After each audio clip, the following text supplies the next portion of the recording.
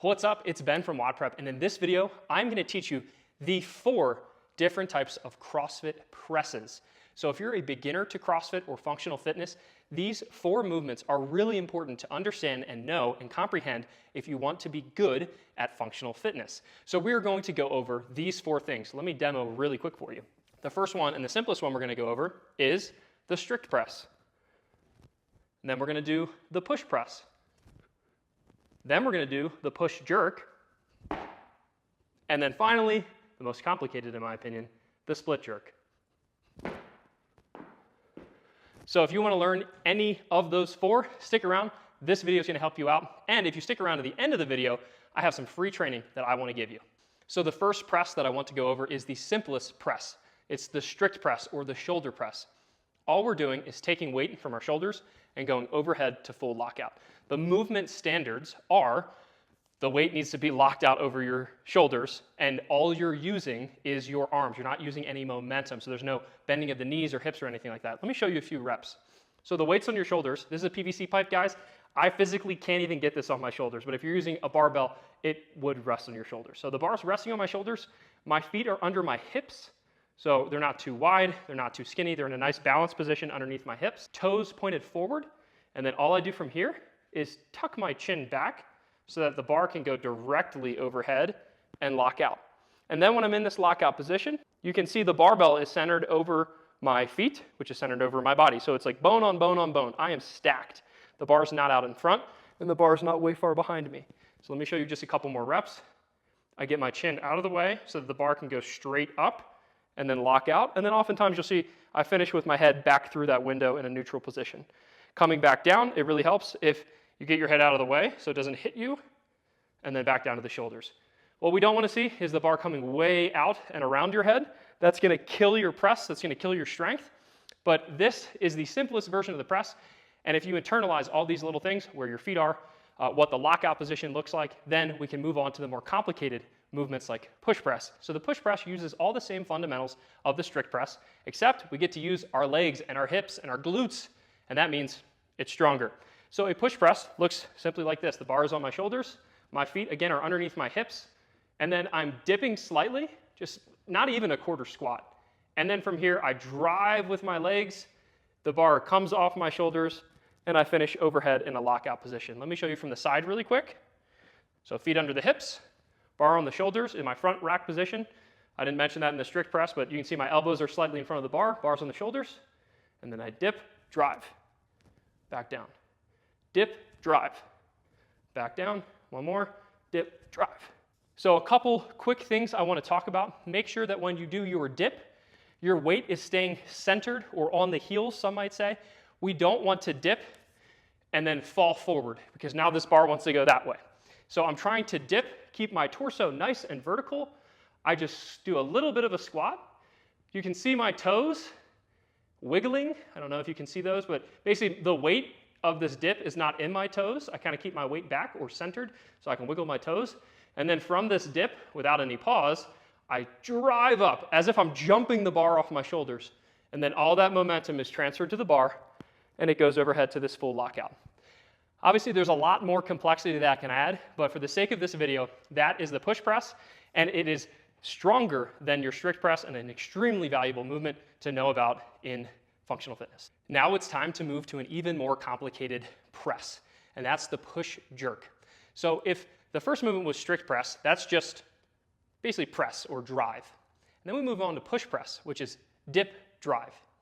And now we've moved on to push jerk, which is dip, drive, drop. So let me show you a few reps. A push jerk, again, same fundamentals with my feet, with my grip, everything's the same. The dip is even the same as the push press, so I go down into this quarter squat.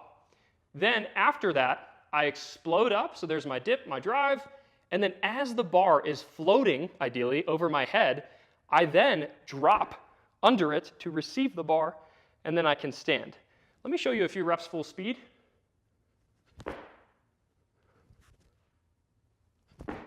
And I'll show you a couple from the side. One more.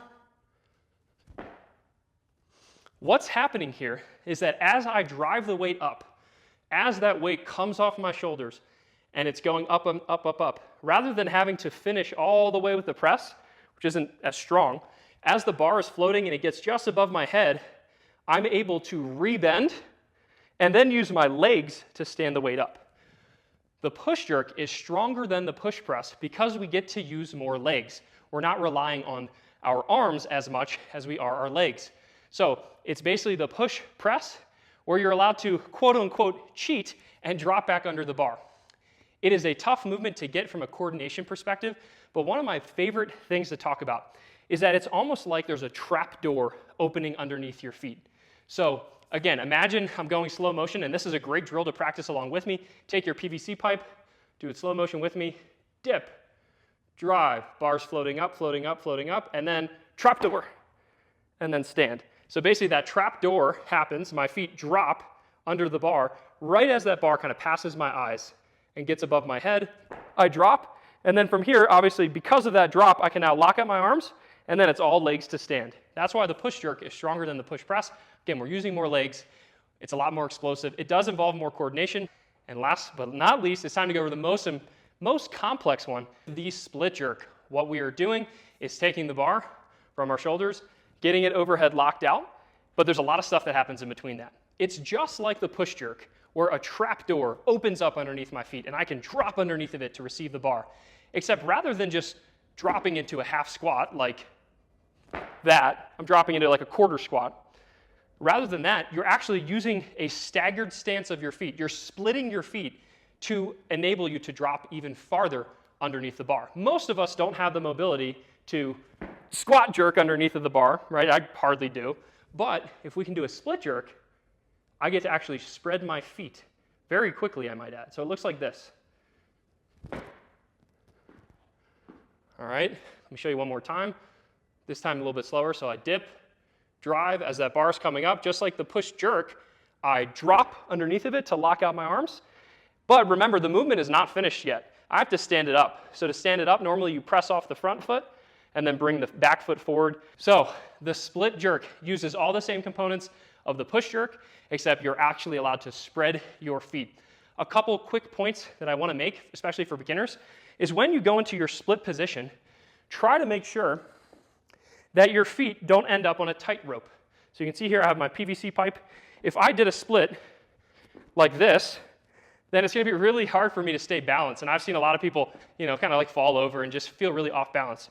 So my main tip, there's a lot of tips. I can talk about split jerks for a really long time. It's a complicated movement.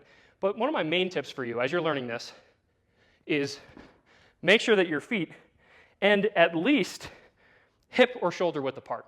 I tend to go from this slightly narrow position right here, and then I wind up pretty wide. You can see how my feet are more in a squatting stance now. It's a nice wide base. That's because it's going to help me stay really balanced. But I don't want to talk too much about the split jerk.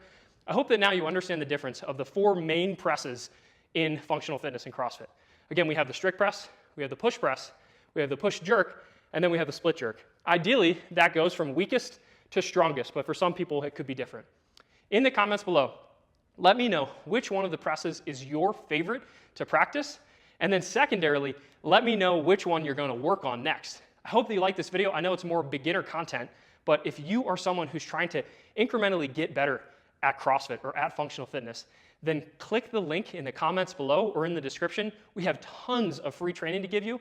We also have something called WODprep Academy, which is where all the serious people go to get our best teachings and trainings, way more in depth than these YouTube videos and Facebook videos. And then last but not least, if you want to work directly with the WODprep team and get coaching advice from me and the rest of my team, upload videos where we can analyze your split jerk and your push jerk, then please come join us inside of WODprep Masters. That is where all WODprep athletes go to get coaching. So click the resources below, and I will see you next week.